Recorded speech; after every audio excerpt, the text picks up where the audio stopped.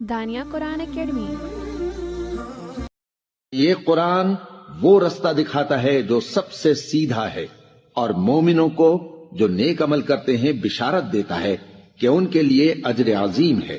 نحمده ونصلي على رسوله الكريم اما بعد فاعوذ بالله من الشیطان الرجیم بسم اللہ الرحمن الرحیم۔ السلام علیکم ورحمۃ اللہ وبرکاتہ۔ امید ہے آپ سب خیریت سے ہوں گے، انشاءاللہ جہاں ہوں گے ایمان اور صحت کی نعمت سے مالا مال ہوں گے۔ ہاں جی، تو آغاز کرتے ہیں ہم اپنے آج کے سبق کا دعاؤں کے ساتھ۔ تو چلیے شروع کرتے ہیں۔ اللہم صلی علی سیدنا و مولانا محمد وعلی آل سیدنا وعلی آل سیدنا و مولانا محمد وعلى آل سيدنا وعلى آل سيدنا ومولانا محمد وبارك وسلم۔ رب اشرح لي صدري ويسر لي أمري واحلل عقدة من لساني يفقه قولي۔ رب زدنا علما رب زدنا علما رب زدنا علما۔ اعوذ باللہ من الشیطان الرجیم بسم اللہ الرحمن الرحیم۔ اذ ناداہ ربہ بالواد المقدس طوی۔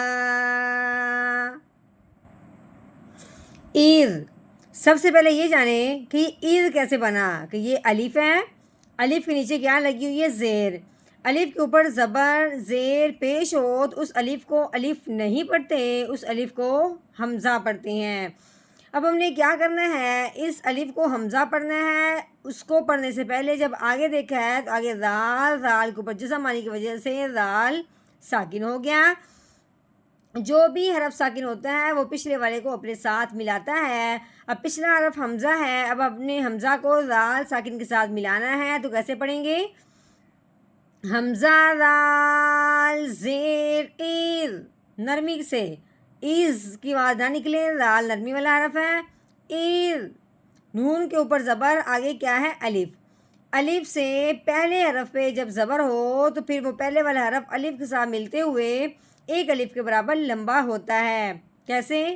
نون الف زبر نا، نا، دال کے اوپر کھڑی زبر لگی ہوئی ہے، کھڑی زبر جس حرف کے اوپر آئے اسے ایک الف کے برابر لمبا کیا جاتا ہے۔ کیسے؟ دال کھڑی زبر دا، نادا، ہاں کے اوپر پیش ہے، ہا پیش ہو، اذ نادا ہو۔ ہاں جی، یہ رو کے اوپر لگی ہوئی ہے زبر۔ رو کے اوپر زبر یا پیش ہو تو رو موٹی پڑھی جاتی ہے، پر کر کے پڑھا جاتا ہے۔ رو کو پڑھنے سے پہلے آگے دیکھا ہے تو با کے اوپر 3 دندوں والی شاد لگی ہوئی ہے، جس کی وجہ سے با کو مشدد کہیں گے۔ شادی کی وجہ سے با مشدد ہو گیا۔ اب مشدد حرف جو ہوتا ہے وہ بھی پچھلے والے کو اپنے ساتھ ملاتا ہے اور اس کو پھر دبا کے بھی پڑھا جاتا ہے، کیونکہ جو مشدد حرف ہوتا ہے ہمیشہ دباؤ، جماؤ اور ٹھہراؤ کے ساتھ پڑھا جاتا ہے۔ کیسے؟ روبا زبر روب، کیسے پڑھیں گے؟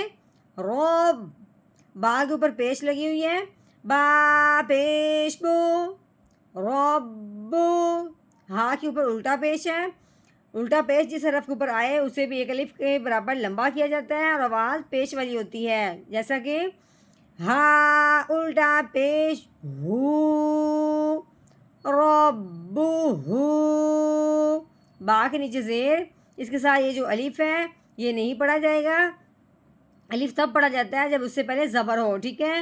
آگے دیکھیں، آگے لام کے اوپر جسم آنے کی وجہ سے لام ساکن ہو گیا، اب ہم نے با کو لام ساکن کے ساتھ ملانا ہے، تو کیسے پڑھیں گے؟ با لام زیر بل، واؤ کے اوپر زبر، آگے کیا ہے؟ الف، الف سے پہلے والے حرف پہ جب زبر آ جائے تو اسے ایک الف کے برابر لمبا کیا جاتا ہے، کیسے؟ واؤ الف زبر وا، بل وا، دال کے نیچے زیر، آگے جو الف ہے یہ نہیں پڑھا جائے گا کیونکہ الف سے پہلے زبر ہو تو وہ الف پڑھا جاتا ہے۔ آگے لام، لام کے اوپر جزم آنے کی وجہ سے لام ساکن ہو گیا، اب ہم نے دال کو لام ساکن کے ساتھ ملانا ہے، کیسے؟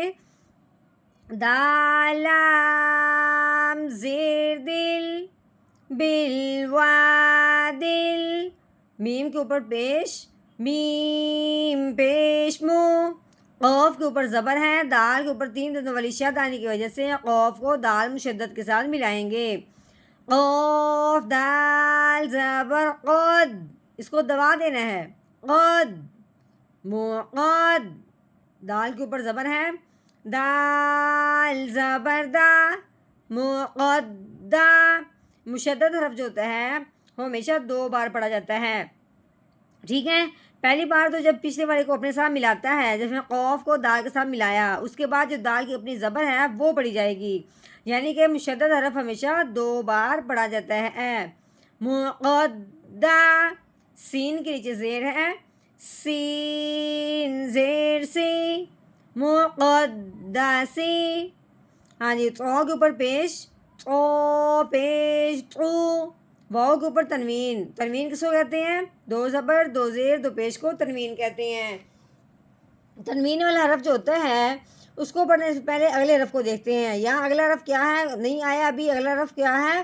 یا ہے، یہ بالکل خالی ہے، اس کو پڑھیں گے بھی نہیں، لیکن آگے کیا؟ وقف آ گیا، وقف کی صورت میں اب ہم آگے نہیں جائیں گے، واؤ 2 زبر ون، ون، سوال یہ پیدا ہوتا ہے کہ جو خالی یا ہے اب اس کا کیا کریں گے؟ تو اس کا جواب یہ ہے کہ جب تنوین پڑھیں گے تو یا جو ہے وہ تنوین زبر والی کے ساتھ ہمیشہ ہوتی ہے، یا تو زبر والی جو تنوین ہوتی ہے اس کے ساتھ الف ہوتا ہے، یا پھر یہ یا جو الف کا معنی ہوتا ہے وہی یا، یعنی کہ یا الف کے معنی میں ہی ہو کے آتی ہے۔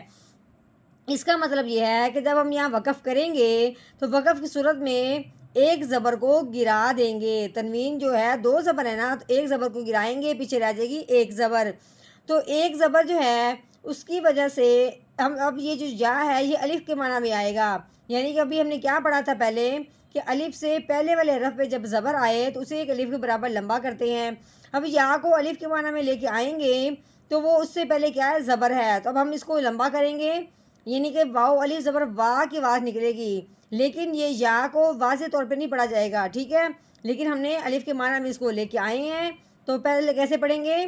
ون، آگے وقف، وا، ٹھیک ہو گیا، زبر گر گئی، یا الف کے معنی میں ہو گیا، وا،